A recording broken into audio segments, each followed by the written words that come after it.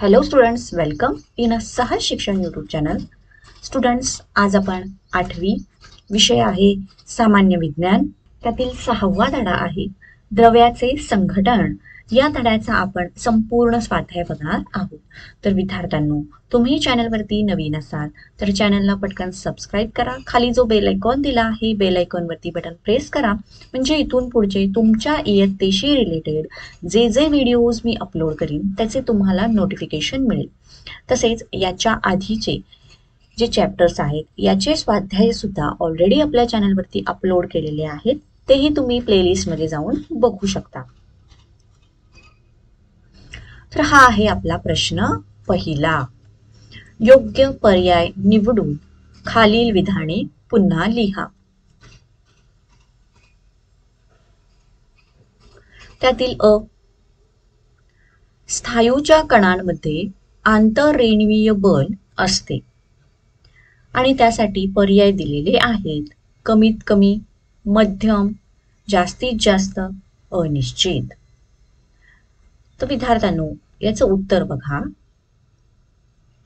स्थायूच्या कणांमध्ये आंतररेणवीय बल हे जास्तीत जास्त असते.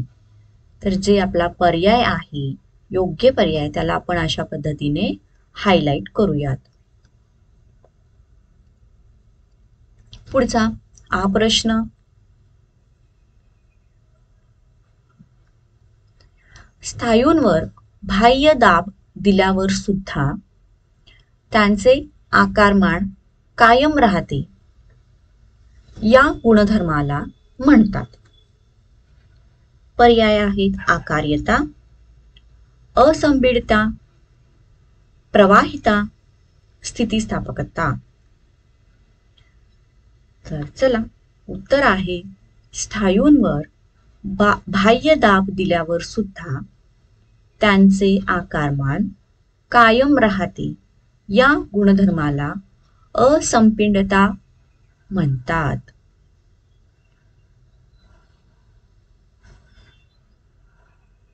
ओके, पुढे ई प्रश्न. द्रव्याचे वर्गीकरण मिश्रण, संयुग व मूलद्रव्य या प्रकारांमध्ये करताना हा निकष लावला जातो. पर्याय आहे द्रव्याच्या अवस्था, द्रव्याच्या प्रावस्था, द्रव्याचे रासायनिक संघटन आणि यापैकी सर्व. तर आपलं उत्तर बघा. द्रव्यांचे वर्गीकरण मिश्रण, संयुग व मूलद्रव्य या प्रकारांमध्ये करताना द्रव्याचे रासायनिक संघटन हा निकष लावला जातो. पुढे ई प्रश्न. दोन किंवा अधिक घटक पदार्थ असणाऱ्या द्रव्याला म्हणतात. तर याचं उत्तर खूप सोपं आहे. पर्याय बघा. मिश्रण, संयोग, मूलद्रव्य, धातू सदृश्य. तर यातला पहिला पर्याय जो आहे मिश्रण, हा बरोबर आहे. तर आपण उत्तर देतो.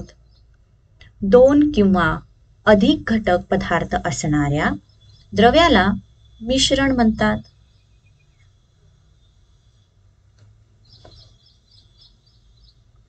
प्रश्न ओ. दूध हे द्रव्याच्या या प्रकाराचे उदाहरण आहे. पर्याय आहेत द्रावण, समांगी मिश्रण, विषमांगी मिश्रण, निलंबन. आणि उत्तर, दूध हे द्रव्याच्या समांगी मिश्रण या प्रकाराचे उदाहरण आहे.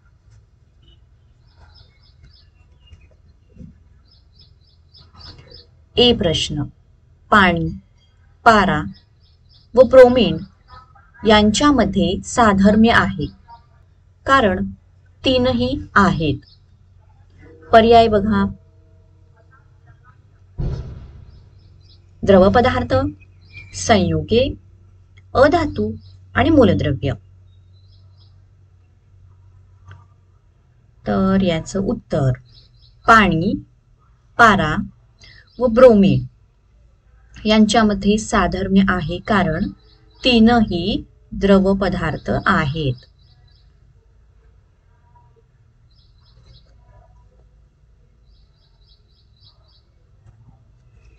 ए प्रश्न, कार्बनची संयोजा 4 आहे, ऑक्सिजनची संयोजा 2 आहे.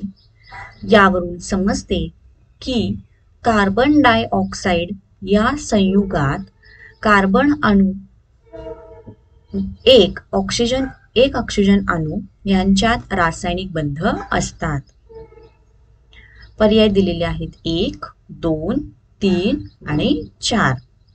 आपलं उत्तर बघा, कार्बनची संयोजा 4 आहे, ऑक्सिजनची संयोजा 2 आहे. यावरून समजते की कार्बन डायऑक्साइड या संयुगात कार्बन अणू व एक ऑक्सिजन अणू यांच्यात 2 रासायनिक बंध असतात.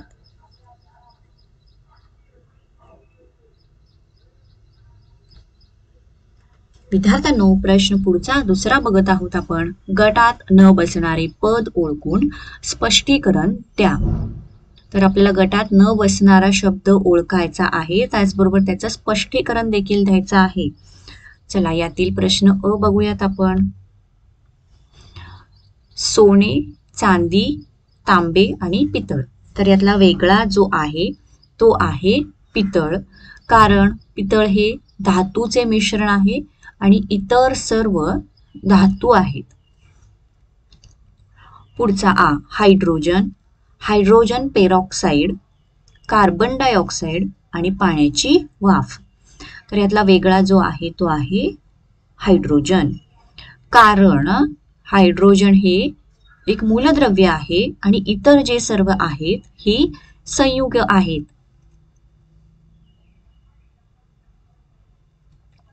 पुढील ई, दूध, लिंबू सरस, कार्बन आणि पोलाद.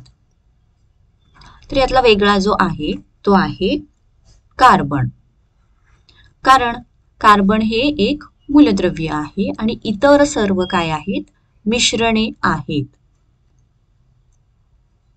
पुढचा ई, पाणी, पारा, ब्रोमीड आणि पेट्रोल. तर यातला वेगळा जो आहे तो आहे पेट्रोल, कारण पेट्रोल हे सेंद्रिय संयुग आहे आणि इतर सर्व असेंद्रिय संयुग आहेत. पुढचा उ प्रश्न, साखर, मीठ, खाण्याचा सोडा आणि मोरचूत. यातला वेगळा शब्द आहे तो आहे मोरचूत, कारण मोरचूत हे सेंद्रिय संयुग आहे, तर इतर सर्व जे आहेत साखर, मीठ आणि खाण्याचा सोडा हे आहेत असेंद्रिय संयुगे. पुढचा प्रश्न, हायड्रोजन, सोडियम, पोटॅशियम आणि कार्बन. तर यातला वेगळा आहे तो आहे कार्बन, कारण कार्बनची जी संयोजा आहे ती आहे 4. बाकी सर्व हे जे आहेत हायड्रोजन, सोडियम आणि पोटॅशियम या सर्वांची संयोजा आहे 1.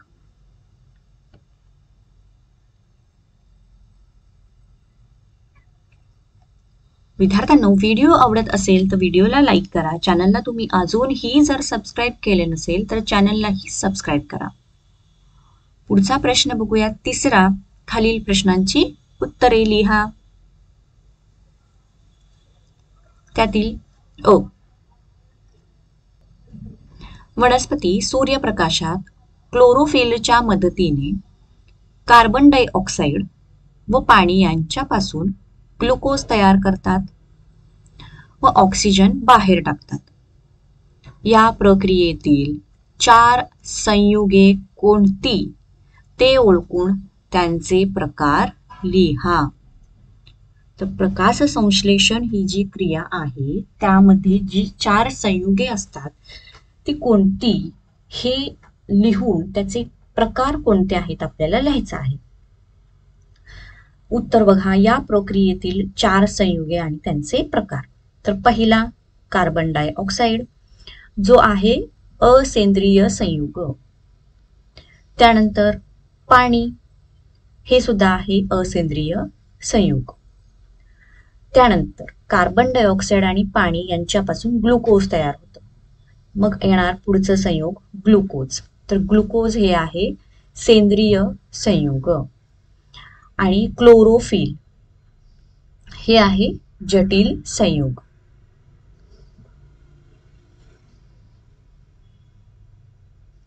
पुढचा प्रश्न आ.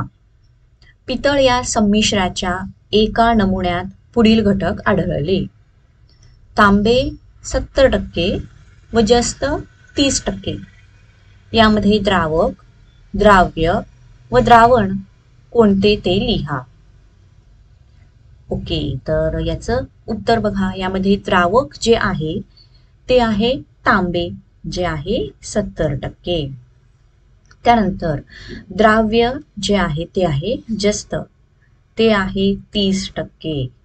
आणि यापासून जे द्रावण झालं आहे ते आहे पितळ.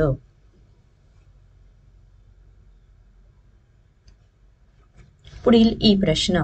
विरघळलेल्या क्षारांमुळे समुद्राच्या पाण्याला खारट चव असते. काही जलसाठ्यांची नोंदवलेली क्षारता. पाण्यातील क्षारांचे प्रमाण पुढील प्रमाणे दिले आहे. लोणार सरोवर 7.9%, प्रशांत महासागर 3.5%, भूमध्य समुद्र 3.8%, मृत समुद्र 33.7%. या माहितीवरून मिश्रणाची 2 वैशिष्ट्ये स्पष्ट करा. ओके, तर चला विद्यार्थ्यांनो, या त्यांनी दिलेल्या माहितीवरून मिश्रणाची वैशिष्ट्य काय आहे ते आपण लिहूयात. सगळ्यात पहिल्यांदा म्हणजे मिश्रणाच्या घटकांमध्ये कोणतीही रासायनिक अभिक्रिया होत नाही. दुसरा वैशिष्ट्य, मिश्रणातील घटक पदार्थ हे एकमेकात कोणत्याही प्रमाणात मिसळलेले असतात. आणि तिसरं, भौतिक पद्धतीने मिश्रणातील घटक सहज वेगळे करता येतात.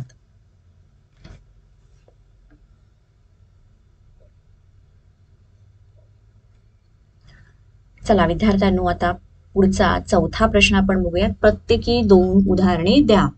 त्यामध्ये द्रवरूप मूलद्रव्य आणि याचं उत्तर ब्रोमीन, पारा. त्यानंतर वायुरूप मूलद्रव्य कोणती आहेत? Oxygen, hydrogen. त्यानंतर स्थायूरूप मूलद्रव्य आहेत चांदी, तांबे. आता पुढचा समांगी मिश्रण कोणतं? तर त्यामध्ये उदाहरण येणार समुद्राचे पाणी आणि पाण्यात विरघळलेला मोरचूद. त्यानंतर कलिल, तर याचं उत्तर, याचे उदाहरण आहे रक्त आणि दूध. पुढे सेंद्रिय संयुग कोणते? तर युरिया आणि ग्लुकोज.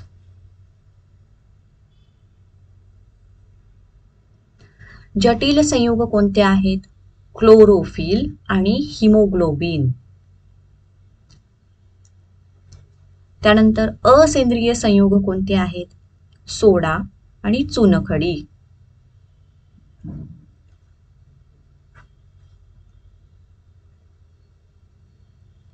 त्यानंतर धातू सदृश्य आहेत, याची उदाहरणं सिलिकॉन, आर्सेनिक. पुढे संयोजा 1 असलेले मूलद्रव्य सोडियम आणि क्लोरीन. आणि संयोजा 2 असलेले मूलद्रव्य कॅल्शियम आणि ऑक्सिजन.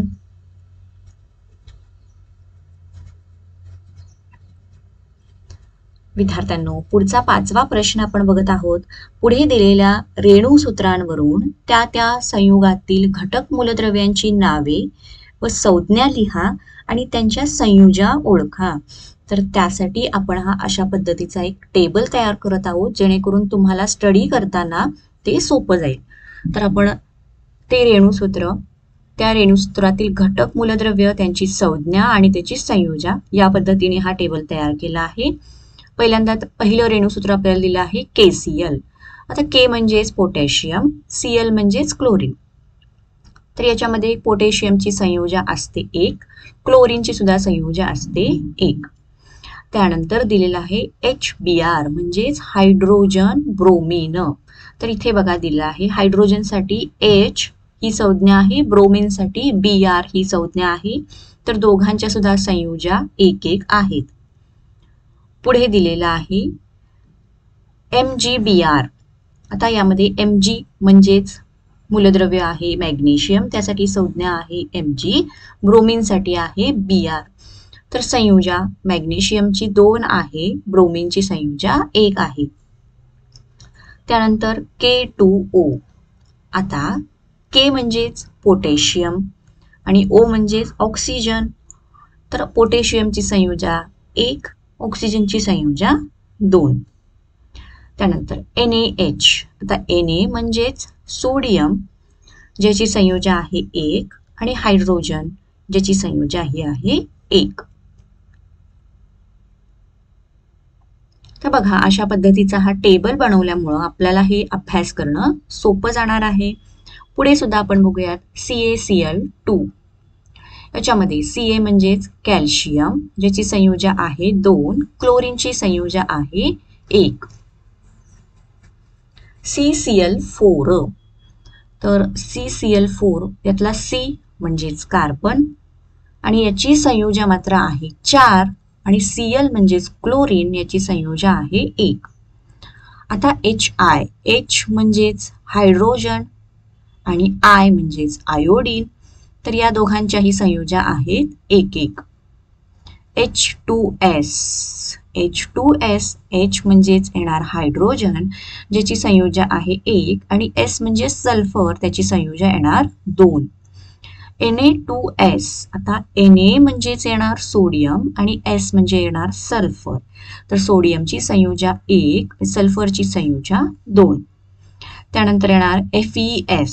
आता Fe म्हणजे हा मूलद्रव्य झाला आयर्न, ज्याची संयोजा आहे 2, आणि सल्फर म्हणजेच S, याची सुद्धा संयोजा आहे 2.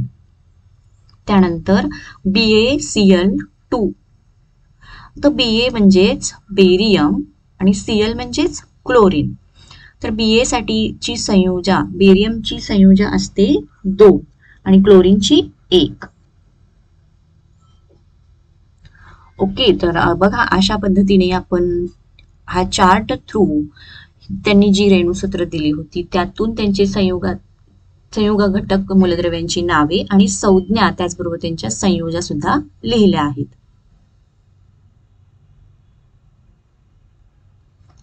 त्यानंतरचा पुढचा प्रश्न 6वा. काही द्रव्यांचे रासायनिक संघटन पुढील तक्त्यात दिले आहे, त्यावरून त्या द्रव्यांचा मुख्य प्रकार ठरवा. तर त्यांनी हा तक्ता अशा पद्धतीने दिला आहे आणि त्या द्रव्याचा मुख्य प्रकार काय आहे आपल्याला विचारला आहे. तर द्रव्याचे नाव आहे समुद्राचे पाणी. याच्यामध्ये रासायनिक संघटन असतं H2O plus NaCl plus MgCl2. तर हा झाला द्रव्याचा मिश्रणाचा प्रकार. त्यानंतर दुसरा आहे ऊर्ध्वपातीत पाणी. तर यातील रासायनिक संघटन असतं H2O आणि हा जो प्रकार आहे हा द्रव्याचा संयुग हा प्रकार आहे. तिसरा बघा फुग्यात भरलेला हायड्रोजन वायू म्हणजेच H2. तर हा आहे मूलद्रव्य. चौथा LPG सिलेंडर मधील वायू C4. इथे C4H10 प्लस C3H8. तर हे झालं मिश्रण. त्यानंतर पाचवा खाण्याचा सोडा. हे म्हणजेच NaHCO3. हे आहे एक संयुग. आणि सहावं शुद्ध सोनं AU. शुद्ध सोनं हे एक मूलद्रव्य आहे.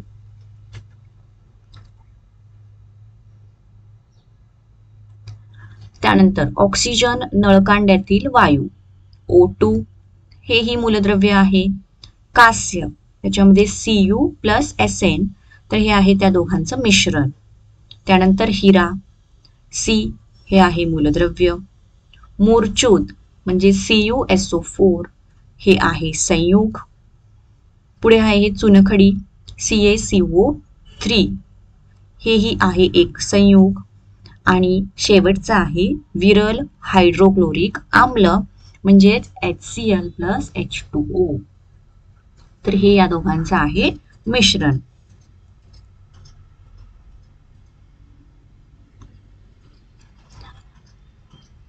सातवा प्रश्न, शास्त्रीय कारणे लिहा. हायड्रोजन ज्वलनशील आहे, ऑक्सिजन ज्वलनास मदत करतो, परंतु पाणी आग विझवण्यास मदत करते.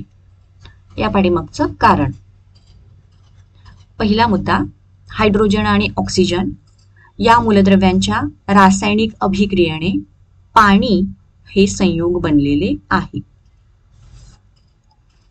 दुसरं, संयुगाचे गुणधर्म हे घटक मूलद्रव्यांपेक्षा वेगळे असतात, म्हणून पाणी जळतही नाही किंवा ज्वलनाला मदत करीत नाही, परंतु पाणी आग विझवण्यास मदत करते.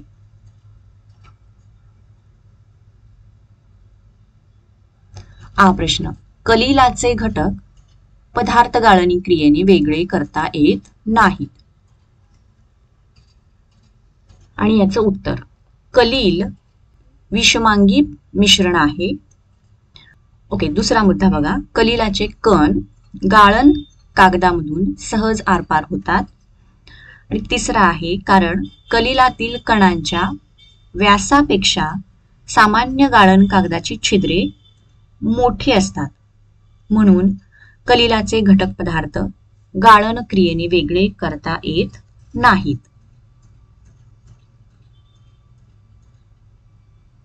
ई प्रश्न, लिंबू सरबताला गोड, आंबट, खारट अशा सर्व चवी असतात व ते पेल्यामध्ये ओतता येते. उत्तर बघा, सोपं आहे. पहिला मुद्दा, लिंबू सरबत हे लिंबू रस, साखर, मीठ आणि पाणी या घटकांचे एक मिश्रण आहे.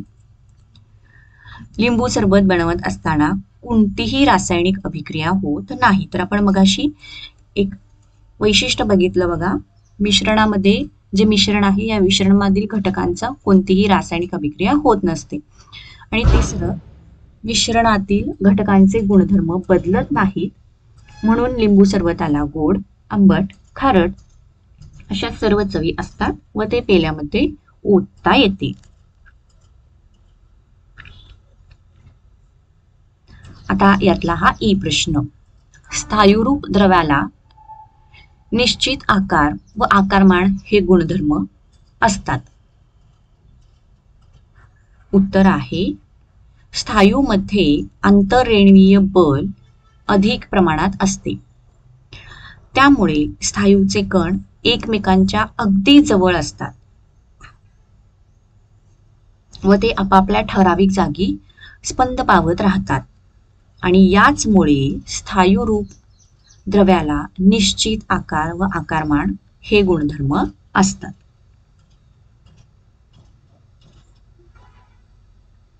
चला आता विद्यार्थ्यांनो, आपला शेवटचा प्रश्न आपण बघूयात. पुढील मूलद्रव्यांच्या जोड्यांपासून मिळणाऱ्या संयुगांची रेणूसूत्रे तिरकस गुणाकार पद्धतीने शोधून काढा. तर खूप सोपा प्रश्न आहे, तसेच हा प्रश्न महत्वाचा सुद्धा आहे, कारण यातला आता हे 3 ते 4 प्रश्न आहेत, त्यातला एक हा प्रश्न परीक्षेमध्ये विचारला जातो. तर यातला अ बघा, C याची संयोजा 4 दिली आहे आणि Cl ची संयोजा 1 दिली आहे. मग आता आपलं उत्तर. तर यातली आपली पहिली पायरी बघा, मूलद्रव्यांची संज्ञा लिहा, ही आपली पहिली पायरी. तर मूलद्रव्यांची संज्ञा आपण लिहिली CCl. आता दुसरी पायरी, प्रत्येक मूलद्रव्याच्या खाली त्याची संयोजा लिहा. त्यांनी दिलेली आहे, C ची दिलेली आहे 4, Cl ची दिलेली आहे 1. मग याचा आपण काय करायचा, तिसरी पायरी ही महत्वाची, संयोजांचा तिरकस गुणाकार. हा अशा पद्धतीने C गुणिले 1, Cl गुणिले 4 आणि मिळालेले रेणूसूत्र येणार CCl4. पुढचं, N ची संयोजा 3 दिली आहे आणि H ची संयोजा आहे 1. पहिली पायरी, तर ह्या ज्या पायऱ्या दिलेल्या आहेत मी, पहिली पायरी, दुसरी पायरी, तिसरी पायरी, या पायरी वाईजच तुम्हाला उत्तर लिहायचं आहे. डायरेक्ट तुम्ही जर तिरकस गुणाकार करून रेणूसूत्र मिळवलात तर त्याचे मार्क्स, पूर्ण मार्क्स मिळणार नाहीत. मग पहिली पायरी आपली असते त्याची संज्ञा लिहिणे, तर संज्ञा इथे लिहून घेतली आपण NH. दुसरी आपली पायरी असते त्यांची संयोजा लिहिणे, तर त्याच्या खाली आपली त्याची संयोजा लिहिली. आता करावी लागतो आपल्याला तिरकस गुणाकार, जी आपली तिसरी पायरी आहे. N गुणिले 1 आणि H गुणिले 3, तर त्यासाठी रेणूसूत्र आपलं मिळालं NH3.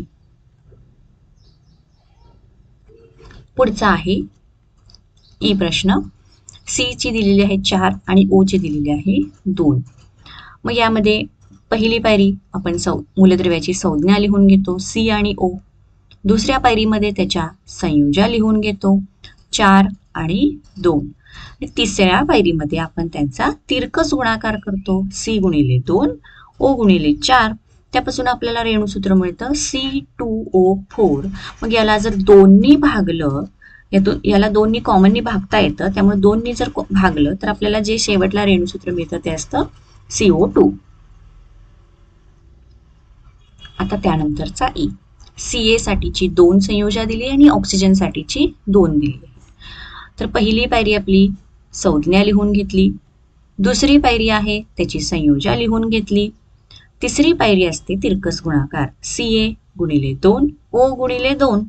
त्यापासून आपल्याला मिळणार Ca2O2. मग याला सुद्धा जर आपण 2 ने भागलं तर आपल्याला रेणूसूत्र मिळणार CaO.